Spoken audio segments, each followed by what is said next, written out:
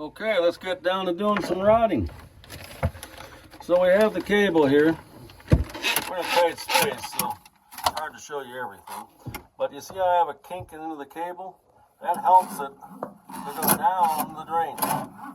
Feed it in by hand at first. Then when you start to feel a clog, you're going to crank this handle right here and squeeze this trigger to feed it forward.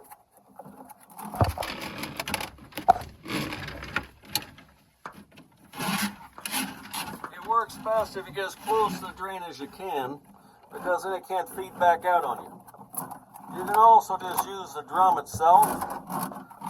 You don't necessarily have to use the handle. The idea is to spin the cable and have it move forward through the drain.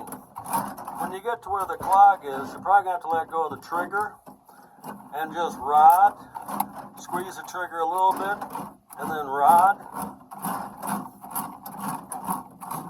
Then when you're done, you can bring the cable back out and put it into a bucket of water. I'd recommend you have a small bucket here with water and some soapy water there for it to go into. That will keep this cable from going back up inside here and getting all this mucky and greasy and, corrosion of the cable. You want to get more than one use out of this tool, okay? You want to have it so that it's ready to use again. So after you take the cable out, put in a bucket of water, take the whole thing, the bucket of water and the tool outside, wash off the cable, dry it off with a rag, spray it down with WD-40, and you'll be good to go next time.